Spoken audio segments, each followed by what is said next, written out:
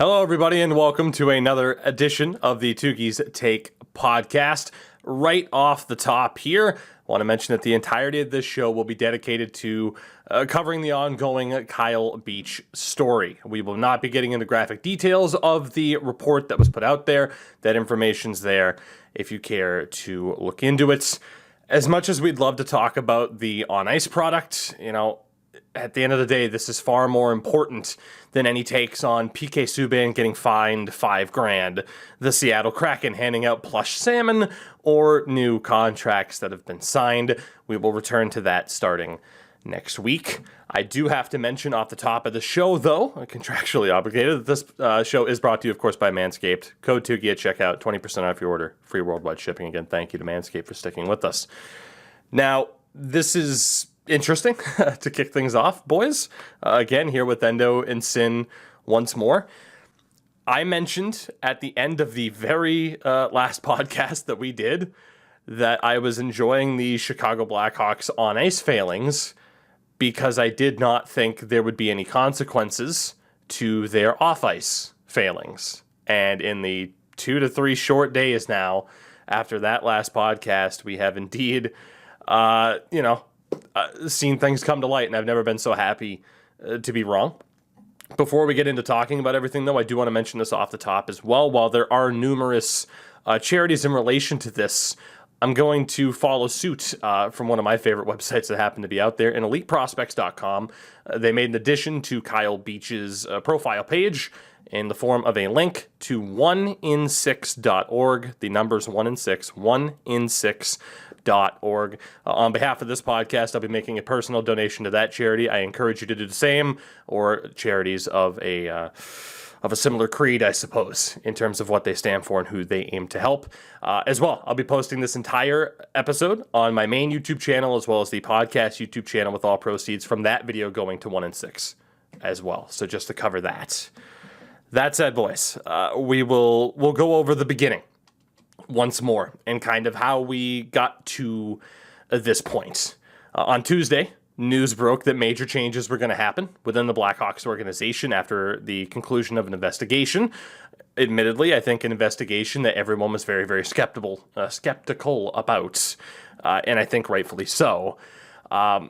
And really, this investigation was brought on after months of reporting from the likes of TSN's Rick Westhead, primarily after an initial interview with former Blackhawks coach Paul Vincent, who deserves a lot of credit in this story, making as much progress as it has seen. He was the one who initially went on the record, talked about what he did in terms of going to team management in 2010, during the middle of the playoffs. So a big credit, of course, there.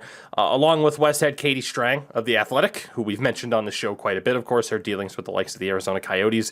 We've mentioned her a ton. Those two pursued this story relentlessly. Whereas, hey, let's be honest, I think one of the aspects of this story that we might not get into as much today, but I think it's worth talking about, a lot of other reporters and outlets didn't really delve into the story too much. Almost kind of said, it's too risky. Let's take a step back. And thankfully, as we've learned from this story, a lot of people like to take the status quo approach of don't rock the boats.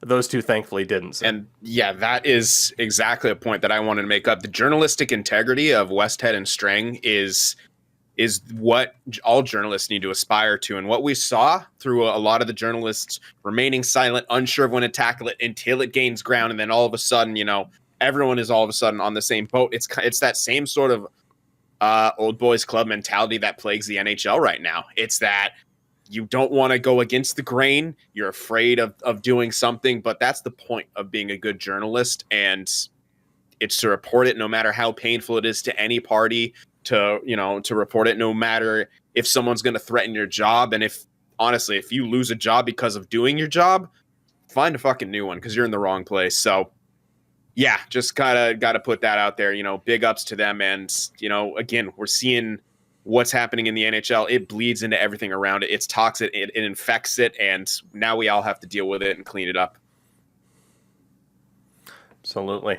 By Wednesday, we saw a lot of the fallout of the events of Tuesday, with the man previously only being known as John Doe stepping forward in a TSN interview with Rick Westhead, that, of course, being Kyle Beach. The short of it is, former Blackhawks assistant coach Brad Aldridge sexually assaulted Beach and others, with the Blackhawks failing to take proper action. When Aldrich did leave the Blackhawks in the summer of 2010, he went on to work with the U.S. Hockey National Program, as well as Miami University in Ohio. And then in 2013, he ended up in Michigan, where he sexually assaulted a 16-year-old high school player. Not only did they not take proper action at the time, of course, but Aldrich was allowed to remain with the team through the rest of the Cup run, getting his name on the Cup and having his personal day with the Cup as well. And that brings us, I think, to one of the initial discussion points that I've seen that I really don't think there's much discussion to be had. The question of, should Brad Aldrich have his name removed from the Stanley Cup? Where, I don't know about you, Endo, but my take is, how was his name not removed once he was convicted back in 2013, I do believe? Why did it take this report to consider maybe taking his name off the Cup? I have no idea why this is taking so long. It's this whole thing is just like a domino effect. One thing happened, and we're gonna get to all the other information that's gonna come out that came out and just discuss it. But it's just I don't know how this organization can do stuff like this and then try and cover it up, and then when everything blows up, GC kind of go like, "Oopsie, that's our past." Like, we're just gonna brush it off a little bit. It's inconceivable. And the fact that this is only one of the stories that's come out, I'm 100% sure there's other stuff that have happened in the past with other organizations, stuff like that. I don't want to say that's possible, but given how bad this situation is, there's probably countless stories from other players, not only just major leagues, but minor leagues, being harassed or forced to do certain things in order to better their career and have a shot at making the big leagues or whatever it may fit. And I think it's hard to stomach. I know a lot of people, I'm gonna say, like, when we get into this stuff like this, we're gonna get into the graphics, but just the context of everything around it. If you do feel uncomfortable, by all means, you can turn off the podcast and just walk away, take a break, whatever. We won't feel any malnurance, or I can't know what the word is, but we won't feel bad if you have to step away from the podcast for this episode. By all means. It's a tough episode for us to cover, so I'd imagine it's a tough episode for people to listen to. But again, we feel as though it's important. I think about what direction the show could have gone, and I think about the idea of, if I were to try to have a more positive spin on this podcast all the time, what would we have done today? I don't know the answer. We would have been the same. I don't know how you could possibly. Sorry to cut you off, but we would have been the same as the journalists who fucking just ignored it. Like, you can't do this. This is too big. It's too important. And to be silent on something, you're maybe not directly, but definitely indirectly, you're siding with the people who enabled this. You become an enabler when you don't stand up against something. And I know that might be hard for people to grasp, but that's exactly what you're doing. If people face no consequences, i.e. Aldrich still having his name on the Stanley Cup, i.e. Mayu getting drafted in the first round, these are all connected, and it starts with people remaining silent on it. And yeah, so we have to do this as hard as it is for us, as hard as it may be to listen to, and as much as it may bring things up in people, it's got to be addressed. Yeah, just to add on. Very difficult show. Yeah, this is going to be hard. We're gonna talk with each other a little bit because there's so much to talk about and so much to dissect. Just like pre-warning, guys, if you're listening to the podcast, this is hockey. This is hockey culture. This is everything around it, and this stuff needs to end.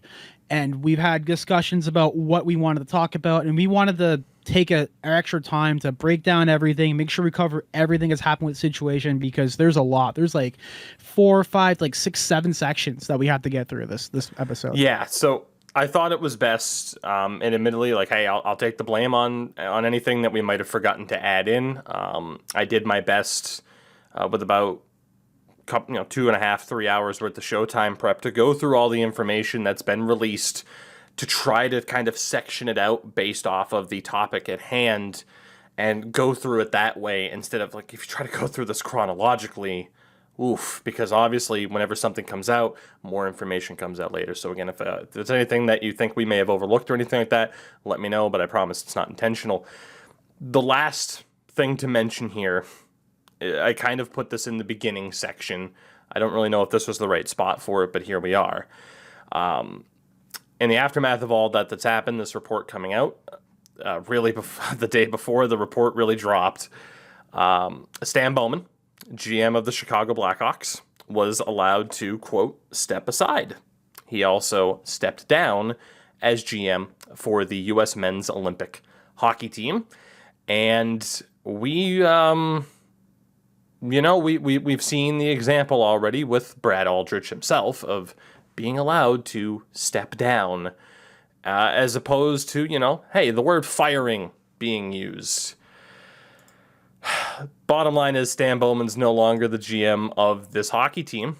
And Sin, I'll throw it over to you here because you started to have a take before we started recording in terms of, wow, boy, how much of a punishment is this actually for the Chicago Blackhawks? Exactly. I mean, we avoiding trying to talk about the on-ice product, but it's been severely hampered by Stan Bowman. I mean, with all the red tape, I'm sure, around an Original Six organization, maybe they're looking for reasons to fire him. It almost, and then but it's that thing of being allowed to step down. You're a corporate guy, you get arrested. Oh, we're going to put a jacket over your handcuffs. Your handcuffs are going to be in front of you. It's this whole thing of giving these people dignity just because they're in this position of power and they have this reputation, but they've tarnished it. And I don't care how much dressing that you try to put on this thing. Their reputation is tarnished forever. And anyone with a brain and anyone who can think logically and rationally about this sort of thing and really understand that this is something that's real and in hockey, and it's not, no one's out there trying to bring down hockey or bring down these guys without reason. All right. This is real pain, real trauma that people are going through. And again, this just feels like PR things. Like, oh, find $2 million and fire your GM. What kind of consequence is that? $2 million is absolutely nothing. They didn't have to forfeit draft picks. They're not really punishing the team long term. They're thinking ahead already. Well, the Chicago Blackhawks, Original Six, big market. Can we really punish them for that long? But something, had to be done. And this is a situation where it feels like you're only sorry that you got caught. The NHL is only sorry that this came out to light and that the public has it now. That's what this feels like. And that is what really, really angers me, is that it's only serious because other people are telling you it, and they don't grasp it, or maybe they do and they're just so far gone that they're just able to, push that all aside for profits and for reputation. But again, it's more negatives done to the reputation, profits, whatever. But it's, for me at least, it's such a hard time for me to look at the NHL and especially this Blackhawks organization in any sort of positive way right now with the way this has all been handled. Yeah, I mean, we'll move on to our kind of second section here, a little bit smaller of a thing to cover in terms of what we can really talk about, because it's more of a promoting thing. But, obviously that first little section covering pretty much what happened from the beginning of this summer up until Tuesday. Wednesday was the big day, of course, where things really took another step forward as the TSN interview was conducted. The full interview was up on both their YouTube channel and in written form on their website. It's also on their website in video form, It's not geo-blocked, so you can watch the full thing.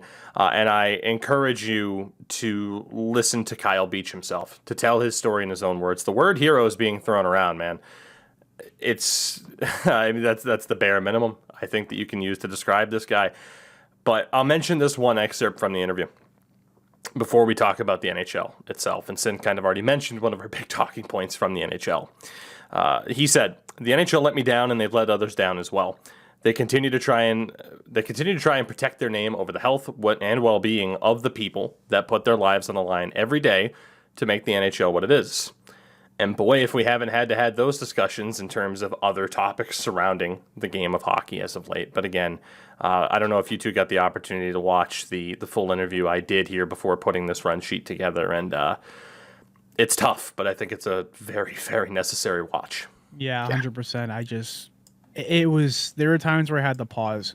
Like I was watching it live. I said I just had to walk away because you could tell like the trauma and being able to finally have this spoken about and in public. It puts a tear on you emotionally. You can clearly see that Kyle Beach was very very like distraught. Even when recollecting it, there was times where he had to stop and just collect his thoughts and formulate stuff. Is because this stuff has been almost like a decade now. Well, actually more than a decade. Excuse me. Mm-hmm. And having that stuff pent up and having no voice and feeling scared and worried about what's going to happen if this stuff does come to light. And he is definitely a legend, the hero obviously by far, but to be a survivor of this stuff and to be a voice. And I want to say as well, I hope that he didn't remove his anonymity because of there was some article that came out that apparently leaked his identity. Well, yeah, from what I heard. So yeah, the report did not do a very good job of making it difficult for people to figure out who it likely was. And I agree, hopefully that's not why he was feeling the need to say, okay, let's do this interview. But yeah, that report was very specific when it came to age, height, and weight and stuff like that I felt like was completely unnecessary. But obviously, in a way, they mentioned the height and weight because that was used against Kyle Beach to say, why didn't you fight off this much smaller man? Which, of course, does not at all factor in the power dynamic that, again, Aldrich, his dad's in hockey, as Sin knows. His dad had work. I don't know if he's still with the Sharks, if he still is. Like, his father has been, I think, the equipment manager for the Sharks since the Sharks arrived in the league. Like, this is a guy from a hockey family who's in a position of power, who can threaten your career while also threatening you physically with a baseball bat. Yeah, I mean, but again, people will only look at the height and weight thing and, well, how could you not do that? And the ignorance to sit there and say that a 20-year-old who just wants to live out his NHL dream wouldn't be scared of throwing that away because of the power dynamic being thrown against him. Like, it's just, it's absurd. And honestly, people like that,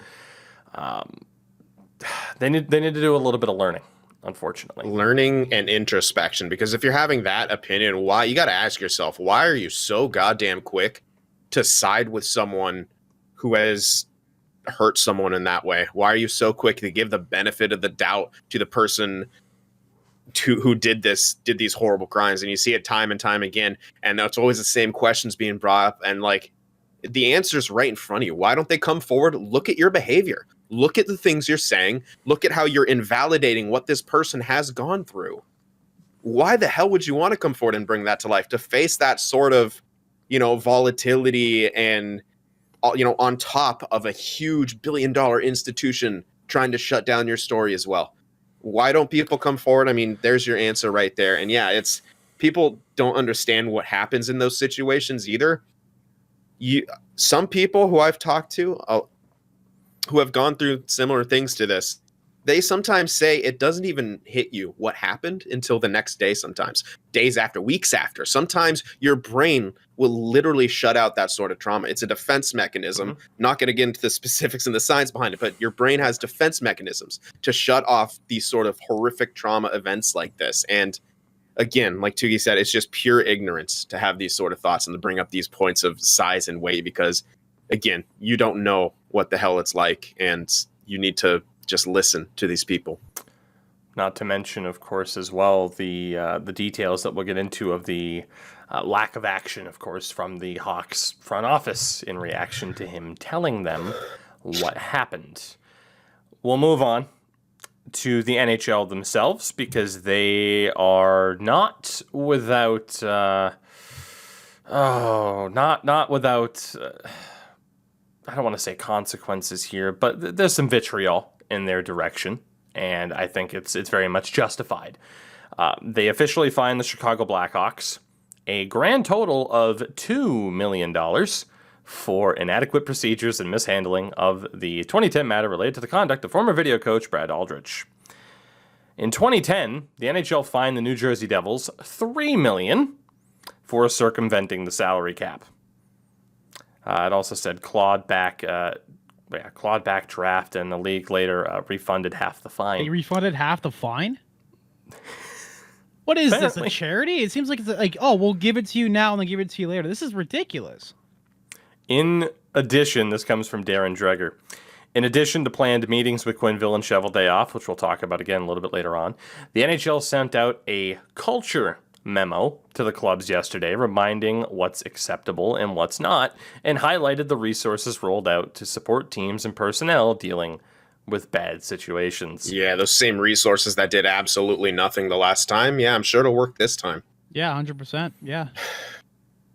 It doesn't even come off as the bare minimum, does it? No. $2 million. A $2 million fine for this. That's Yeah, like I half- said it's earlier, like a it's- write-off. It's like a fucking PR move, and it's just What were the Rangers fined It's like 250. for criticizing? And if you can look that up, what were the Rangers fined for criticizing the? I think it was officially for criticizing the officiating in the aftermath of the Tom Wilson incident. $250,000. yeah, that's what I was gonna say. It reminded me like $250,000, which is Yeah. for to quote- comments yeah. made hurting the league's feelings. To quote AP News right here, the NHL fined the Rangers an extraordinary $250,000 on Thursday for what Commissioner Gary Bettman called demeaning personal comments made publicly about the head of player safety, George Peros.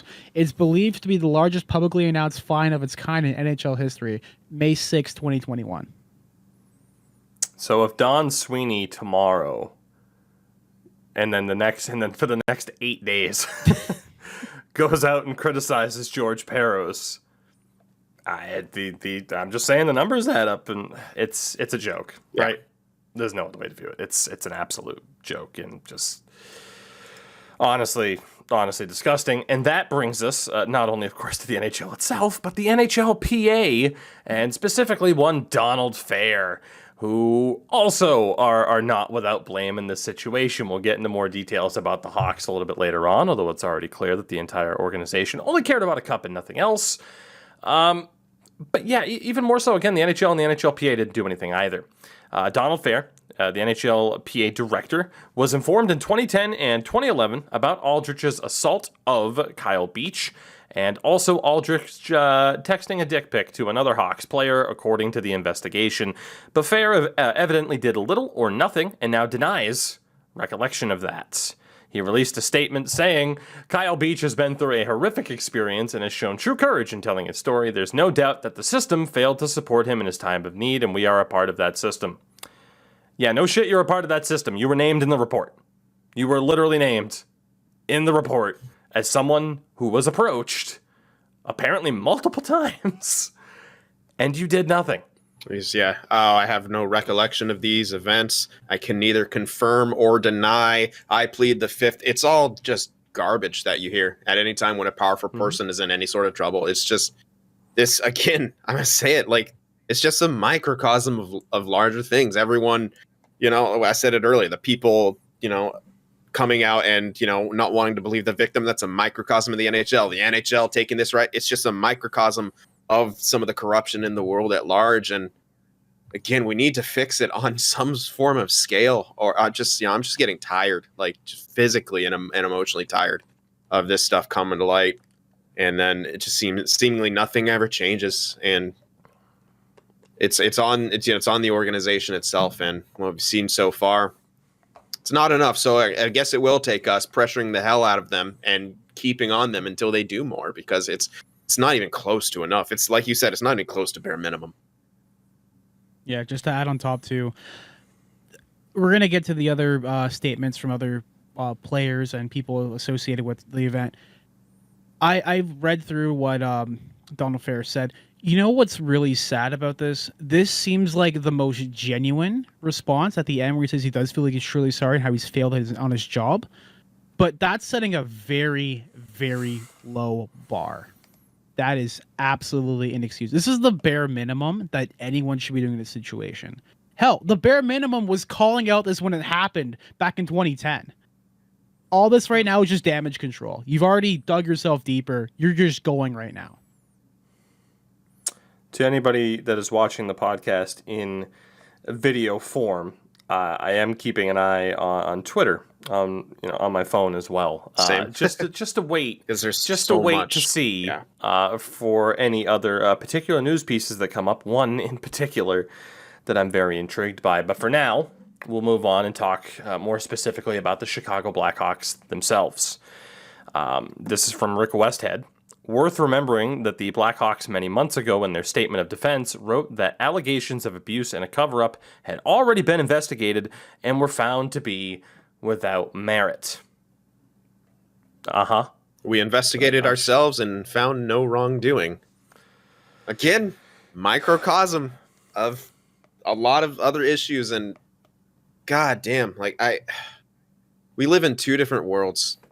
We down here, we face consequences for our actions, and players face consequences for their action by and large. Even in that, but I mean, us as the normal people, it's actually insane. It's really just two different systems of justice, and that's what makes it worse, is that they looked at this, they would have found stuff, and they doubled down on covering this up. Oh, we'll be talking about people doubling down as well. Yeah. From the report, Blackhawks officials held a meeting on May 23rd of 2010 to discuss the allegations of sexual assault. Those present included John McDonough, GM Stan Bowman, Joel Quenneville, Jay Blunk, and Kevin Cheveldayoff, the current GM of the Winnipeg Jets. From that report, quote, according to the Director of Human Resources, Jim Gary, who is often referred to as Doc Gary, said that during that meeting, Quenneville appeared angry and was concerned about upsetting team chemistry. Stan Bowman, during his interview, recalled that after learning of the incident, Quenneville shook his head and said that it was hard for the team to get to where they were and they could not deal with this issue now. Bowman also recalled John McDonough saying that the Blackhawks might never make it this far in the playoffs again and that they needed to think about when to handle this issue. Your reaction to that first, gentlemen? Crock of shit. It's goddamn. Like I had a thought, but just hearing the rest of it, period. I don't get it. I mean, I get it from how the hell did Quenneville step behind the bench last night after all this? We'll talk about that too, but I know that's my only. See, this is why this podcast was so difficult to put together, because you talk about one thing and you want to lead it to another. I'm doing my best to keep us on track, but it's all all encompassing and it's all incredibly infuriating. Yeah. I'm getting chills just talking about this stuff right now. It's bad. It's awful. Yeah, it's inexcusable. This whole thing is just inexcusable. For 3 weeks after this group was informed of allegations, no action was taken because of, quote, whether or not it was the right time. As noted before, Aldrich stayed with the team until he was given the option to resign, which inherently allowed them to avoid investigation. Joel Quenneville, however, wrote an evaluation of Brad Aldrich on June 29th of 2010 after Aldrich had already resigned from the organization. And of course, again, after deciding not to do anything to address the allegations, the then video coach later made sexual advances on a 22-year-old intern before being let go by the team. Danny Wirtz, current owner, or I forget his official title with the team, but obviously of the Wirtz family that's owned the Blackhawks for a very, very long time, says no executive involved with the 2010 team will be with the organization any longer, which means Blackhawks Senior Vice President of Hockey Ops Al McIsaac will be departing the organization as a result of the findings. And on top of that, Kyle Beach released a statement on Twitter shortly before this podcast started recording, mentioning that there is still, of course, an ongoing legal battle with the Hawks, where I do believe in a different statement that was out there, there was something in relation to saying that the Hawks were going to try to reach a settlement. I wonder why they'd want to reach a settlement so fast. So they give him another $2 million? Get that $2 million from the NHL to him? It's ridiculous. There's no amount of money in the world that can undo what was done completely. I don't know. Well, I know what you should do. Everyone who's been a part of this thing, they should be banned from hockey. Not even just the NHL, just hockey in general. The fact that it's been 10 years and this is now coming into light and this is now being discussed, it's disgusting. Yeah, and I bet a lot more people know about it who we're never ever going to find out about, probably all the way up to the top. This sort of situation, in my opinion, would require a complete house cleaning, and it literally would start at the top. Bettman gone, everyone, just the way this was handled, like coming to light after, over a decade. And I find it very odd also that this sport that prizes itself on you don't let anyone take liberties and you got to stand up for yourself and your teammates, let a predator run through their organization the way that they did while constantly trying to cover it up. Like what is this hockey culture? Clearly it's not standing up for one another. That's clearly not it. Like you can't say one thing and then act completely differently because it's you can't rock the boat here. It's just gross. We'll move on to the next little tidbit here of information that I wanted to mention as well. And it was an article that was written by Mark Lazarus, who does cover the Chicago Blackhawks. It's hosted on The Athletic. I highly recommend you check it out. And here's the excerpt from that. Kyle Beach is sorry. Now, he is saying this in reference to the TSN interview, of course, that we recommended earlier, where Kyle Beach, in one of the more difficult moments of that interview, shared remorse. And honestly, you could tell he feels like he's partially to blame for the fact that a 16-year-old kid was a future victim, and that's one of the most heartbreaking things I've ever seen. Lazarus continued, Stan Bowman never said he's sorry. In one of the worst prepared statements in public relations history, the former Blackhawks GM said he regrets assuming that John McDonough would report Beach's allegations to the proper channels. McDonough himself never said he's sorry. The man who ruled the Blackhawks with an iron fist hasn't spoken publicly since he was fired a year and a half ago, and McIsaac never said he is sorry. He disappeared from the organization as quietly as he ruled it for nearly 2 decades, not even mentioned by name in Danny Wirtz's, or I think it's Wirtz, but his house cleaning on Tuesday. Kevin Cheveldayoff hasn't said that he's sorry. He's still running the Winnipeg Jets, claiming ignorance. Joel Quenneville hasn't said that he's sorry. He was inexplicably behind the bench for the Florida Panthers on Wednesday night, a day before he was scheduled to fly to New York to meet NHL Commissioner Gary Bettman, a mustachioed symbol of how little the NHL truly has learned, how little the NHL truly has progressed. None of Beach's prominent 2010 teammates have said they're sorry. Memories and timelines suddenly hazy, and disturbing allegations of homophobic bullying on the ice and in the locker room hand-waved away as if nothing happened. This reads like an organized crime investigation. If everyone just stays silent and never admits guilt, only certain people are going to be put away. You get the slap on the wrist, the upper-level guys, Bowman, you're allowed to resign, you're allowed to do this, but someone's eventually will have to go down in flames, but it's never, ever going to be the person who deserves it the most. And that's another thing that really sucks about this situation is I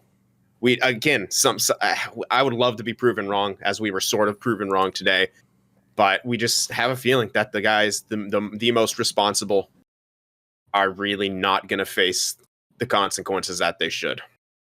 And it sucks. Like that, it breaks my heart for Beach, for every other victim of something like this. It just sucks. For a room full of such smart people, in air quotes there was no reason for anybody to have to take the fall. You report Brad Aldrich, and he takes the fall. It would have just been one person. The person and who instead, did it. Now look at this and the mess that they've caused because they didn't want a distraction. That said, let's get into talking about some of the things that have happened since.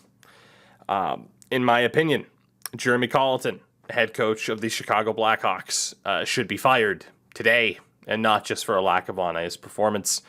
He said this about Stan Bowman in the aftermath of Stan Bowman's stepping down from the Blackhawks. Quote, The Stan I know, those aren't his values. It's hard to separate the two. Personally, I just think that you feel for him while also understanding that hockey culture, we got to make sure we're doing the right things. You know what? The Stan I know let this happen. That's the Stan I know. So, Jeremy Collision, you can go shove it completely after all this happens. I don't care. After everything that's happened, after Kyle Beach coming out and saying that he feels sorry for not having this come out and to stop two other stuff from happening, that is like there are no words to understand how frustrated I am and how irate I am at this whole situation. It is absolutely disgusting. It is a stain on the organization. It's a stain on the league, and it's a stain on hockey in general. I just want to point it. Oh, yeah. Sorry. I thought you were done. My bad. Keep going. No, I could go longer, but go for it. I'm gonna simmer down real quick. The wording that he uses right here makes Bowman out to be a victim, and that's what pisses me off so much. Doesn't mention the actual victim. He's like, the Stan that I know. Oh, this isn't her value. He's being put in such a bad light right now. Oh no! Holy crap! Again. They don't understand the weight of the issue. They still don't get it. Yeah. They don't. Oh, and it boggles the mind. After the game and the backlash to his original statement, Colleton started his post-game by saying he wanted to clarify his comments from the previous morning. Quote, I made a mistake in not being more specific about my sympathy and admiration for the courage of the victims of sexual assaults. Said Kyle Beach should be commended as well. Made a mistake in not being more specific about my sympathy and admiration for the courage of the victims. Yeah, that Hawks PR team works fast, and they're working overtime right now because those aren't his words. I refuse to believe that. If you lack sympathy as your initial reaction, that's your gut reaction. That's your instinct. That's where your mind is. I don't believe anything you really say after that. Yep, you have one chance to make a good first impression. This is definitely your first impression right now. I think you're a piece of shit. Yeah. Now, I said at the start of this that he should be fired today. And why, you might be asking. If in case that little segment there didn't do enough for you. Wait until our section specifically about Patrick Kane and Jonathan Taves and see if his original statement sounds very familiar to things that they said. We'll move on to talking about another staff member involved in this, of course. That is Jim Doc Gary, a name you are seeing a lot of due to this quote from Beach. And if you need to, grab something, I recommend putting stuff down to not throw it against the wall in anger. Kyle Beach said this, quote, that's also what Doc Gary told me, that it was my fault. Because I put myself in that situation in the first place. Jim Gary is a licensed counselor who was hired as a mental skills coach / team counselor. There was also another part of this story about Jim Gary, the Blackhawks mental skills coach. And Jim Gary himself told investigators this, quote, he sometimes used what he regarded as juvenile sexual humor to engage with the young male players in order to encourage them to receive mental skills coaching and counseling from him. So he's just one of the boys, guys. But you were sexually assaulted while a man was holding a bat next to you and threatening your career? Well, that's your fault, buddy. You see why I said don't have anything in your hands, because you're going to want to throw something. I don't have a response to this, and I know you guys don't either. Just let it speak for itself, because it speaks volumes. And then there's Joel Quenneville and Kevin Cheveldayoff. We already heard the story about Coach Q's, which I don't even like calling him that anymore. I don't, because that's almost like a term of endearment. It's Coach Q. He's Joel Quenneville now. He's Joel Quenneville now. We already heard of his frustration with the situation and wanting to hide it, placing the importance on winning a championship over sexual abuse. Of course, I also mentioned the evaluation that was written after Aldrich resigned. Quenneville and Cheveldayoff had both denied knowing about the allegations at the time when they were first asked in July. Yet, And this comes from Matt Porter on Twitter. When asked if Quenneville stands by the statement he released in July that he first learned of the allegations that summer, Quenneville says yes, but he won't comment any further. Meanwhile, you have Kyle Beach recently saying there's no way that Quenneville can deny knowing it. Yet he is continuing to deny knowing about it. And as mentioned, he coached the Bruins-Panthers game on Wednesday the 27th, and immediately afterwards was shielded from the media with GM Bill Zito stepping in his place, only to simply state no comment. Again, the continued denial, the straight out of the Trump playbook of deny. Not only a Trump move, of course. Of course, it's in Florida. Of course, the Florida team. There's a tidbit here that was brought up. Coach Quenneville was allowed to play, or was allowed to coach, essentially. In 2008, the NHL suspended Sean Avery indefinitely hours before a game for his infamous sloppy seconds joke in the locker room. Yet Joel Quenneville is being accused of knowing about a sexual abuse. He is continuing to deny it, and he was allowed to do his job. Yeah. A meeting took place on Thursday between both Quenneville and Cheveldayoff alongside NHL Commissioner Gary Bettman.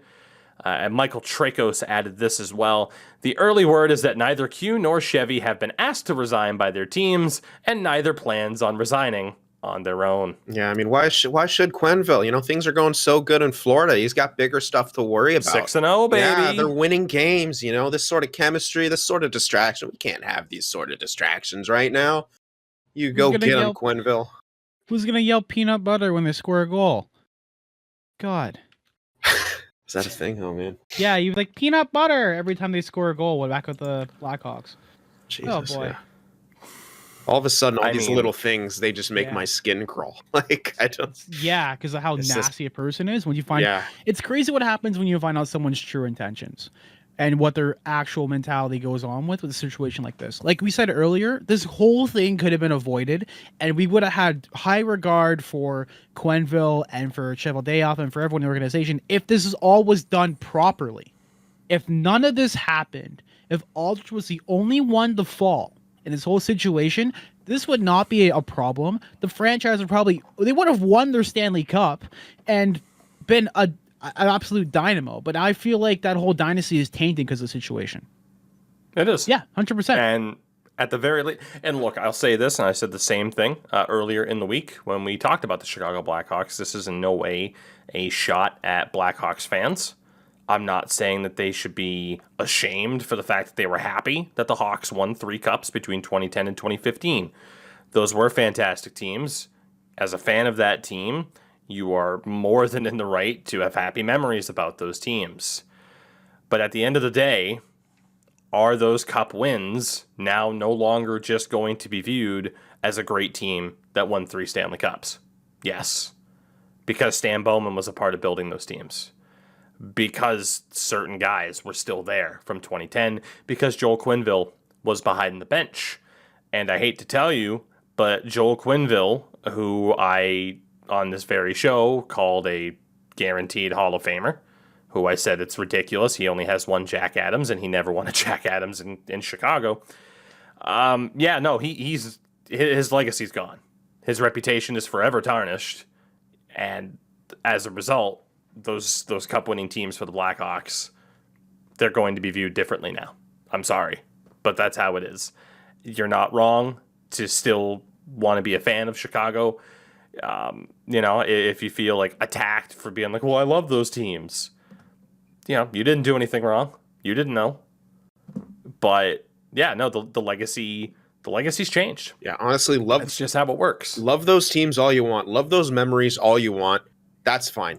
Please help us hold them accountable now. I'm not saying you have to hate your team. You have to, not look back on some of those with fondness. But with the information you have now, you need to please help us hold these people accountable and fight for this sort of change that the NHL so desperately and the world so desperately needs. Yeah, and it just the good thing is, I just add on to go ahead. This people said that the Tampa Bay Lightning championships, the back-to-back were asterisks on it because of COVID and because of certain situations being over the cap. These championships that they've won with this team and everything, these are the asterisk Stanley Cups because of what's gone on and allowing this stuff to happen over caring about someone's mental health and caring about allegations and an actual crime being committed.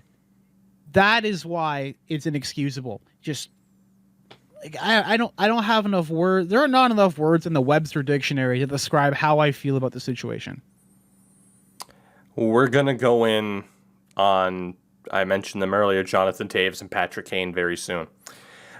Look towards someone like Alex DeBrincat, though, if you're a fan of the Chicago Blackhawks, because he had the appropriate response in terms of looking at the departure of Stan Bowman. Didn't try to defend his character, nothing like that. Look at someone like Alex DeBrincat. Embrace someone like that who has the right mindset and the right attitude as a future leader of your team. Yeah. Embrace the people like that within the Chicago organization. The next little section we have here, again, has to do with those trying to deny that they knew. And this interaction is from that TSN interview with Rick Westhead and with Kyle Beach, We've had a lot of different names to keep track of, and there's a dog barking in the neighborhood. I want to shut that window. There we go. So Rick Westhead stated, court documents show that you've said that some of your teammates said after the fact that they started using homophobic slurs. For legal reasons, we won't name them, but how often was that happening? How frequently was that happening? Where was it happening? And how soon after the assault was it happening? And Kyle Beach said this, word spread pretty quickly. I do believe that everyone in that locker room knew about it because the comments were made in the locker room. They were made on the ice. They were made around the arena with all different people of all different backgrounds, players, staff, media in the presence. According to the report as well, Black Ace number 1, who was one of 3 people associated with the Blackhawks, along with Beach himself and an unnamed intern, recalled a moment in 2014 where Kyle Beach was chased around the ice by a former member of the Blackhawks while being called a F slur and was asked if he liked that blowjob or what. Also, in terms of people trying to deny, this is from Lauren Kelly. Multiple players called Kyle Beach derogatory words and asked if he missed his boyfriend, Brad. Yeah. So, hockey culture's fine. Nothing wrong with hockey culture, clearly. Yeah. That on top of, and I'm going to take this little bit from our next section here. Brent Sopel, a former Blackhawk player, was interviewed on Tuesday by TSN. He played 22 games for the Blackhawks during the 2010 playoff run. He corroborated this, saying that the Blackhawks locker room was abuzz for days with discussion about Aldrich during the 2010 Western Conference Finals, after then skill coach Paul Vincent, who we mentioned earlier, asked the Blackhawks management during a meeting in San Jose to report the alleged sexual assault of 2 players that season to police. Sopel said this, I'd say pretty much every player said, holy shit, and was shocked by it. We were all in the same dressing room. It was something that was discussed for at least 2 to 3 days. Quenneville was in the same office as Aldrich. We heard about it. You have all of these people saying people knew. Mm-hmm. People knew. Yet people like Joel Quenneville, no, he didn't know. Yet the meeting took place. It brings us to these two, that being Patrick Kane and Jonathan Toews.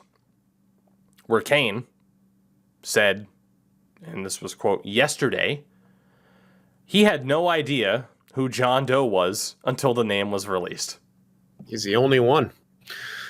I mean, it was, like you said, it was pretty easy to kind of suss out at least kind of who it was if you wanted to do any sort of information. And Jesus Christ, man, that's such a terrible attempt to cover your ass.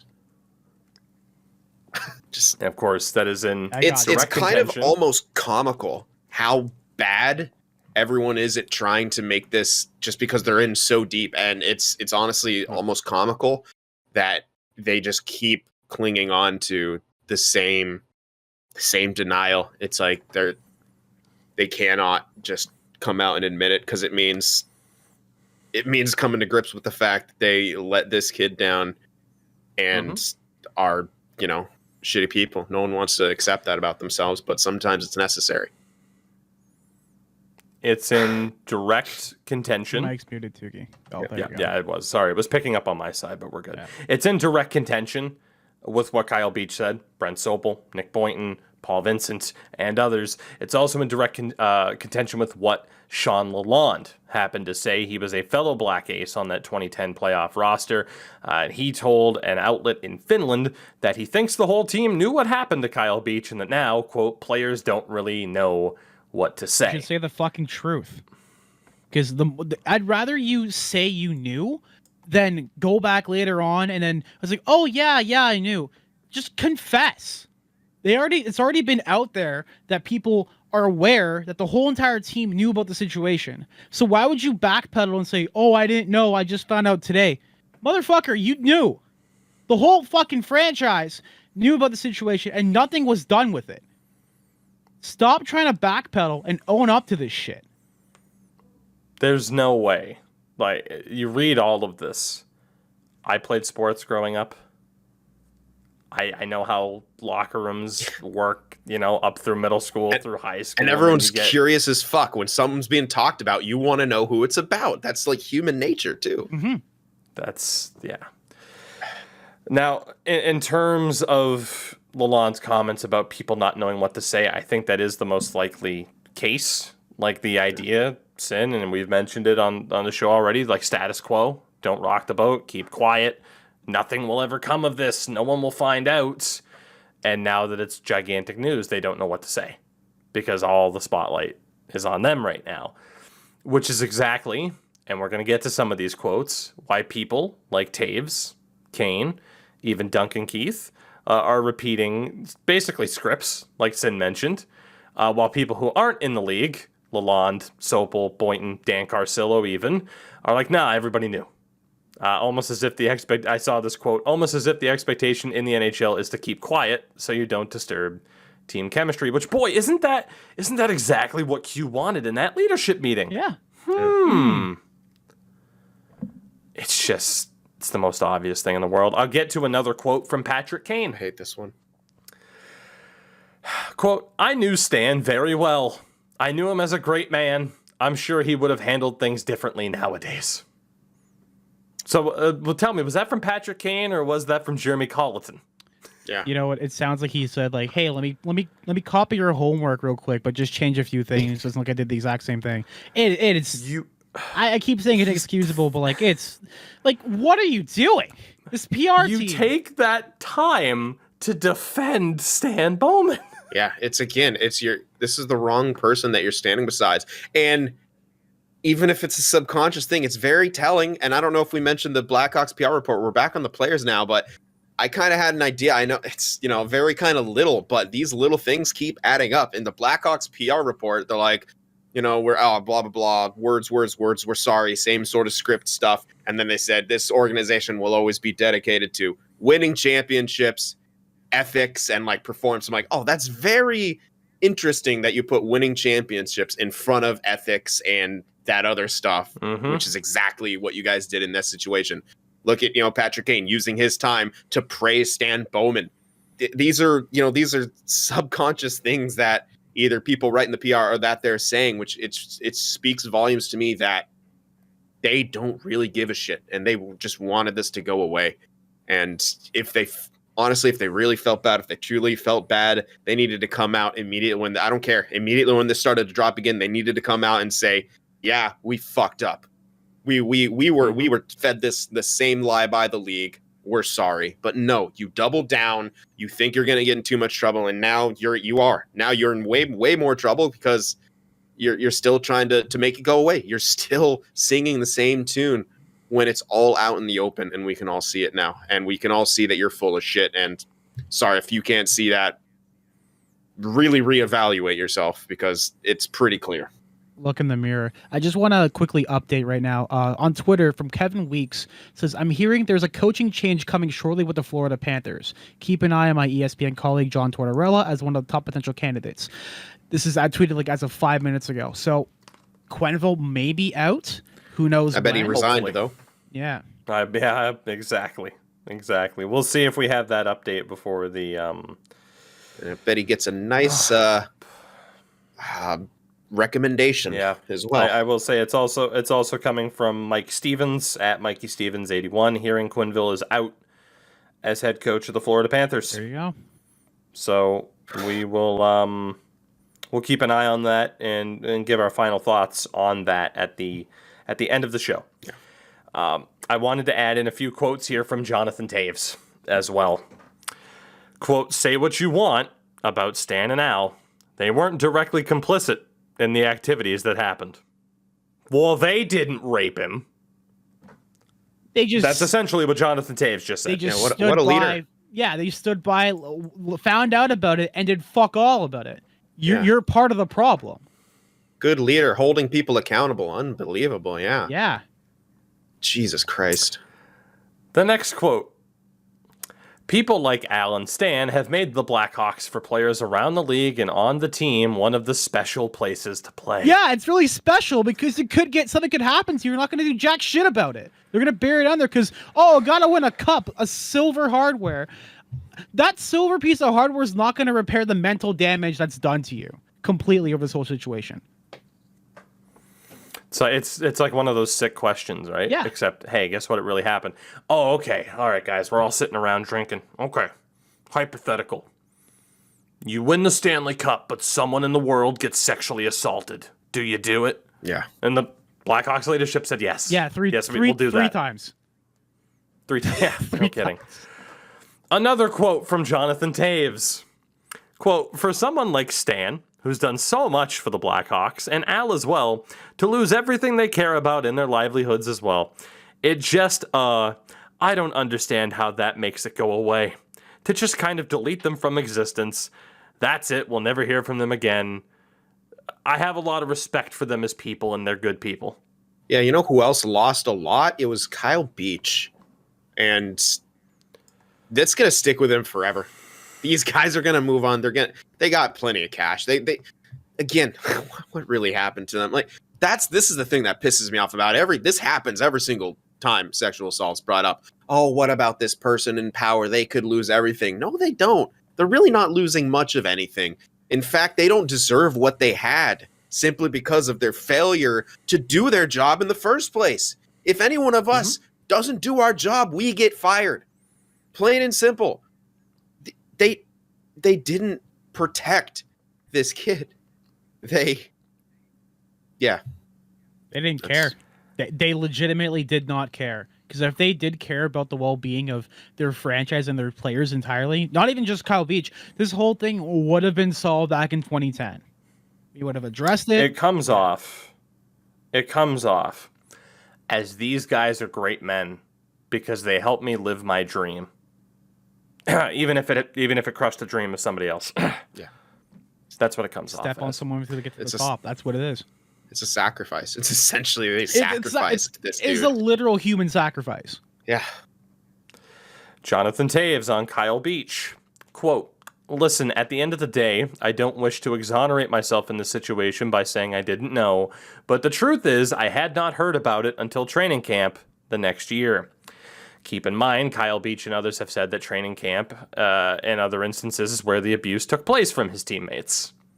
So you didn't hear about it. So what? You didn't hear about it until someone asked him about Brad on the ice the next training camp? Is that when you first heard about it, John? That makes it worse. That makes it that you're just like peacocking the whole entire situation, just making it even worse. I keep saying even worse, but everything we hear about this, it just keeps getting worse and worse and worse. When does it end? Yeah. Okay, so you hear about it at training camp, Mr. Leader. So you don't stop any of the abuse happening, the verbal abuse happening. Now, boys will be boys. Taves, quote, "Wish I could have done something. It's not an excuse looking back, but the truth is a lot of us were focused on just playing hockey. Boy, isn't that what Quenneville and company just wanted." This is it. This is hockey culture in a nutshell. They're all trained. No one's a real leader.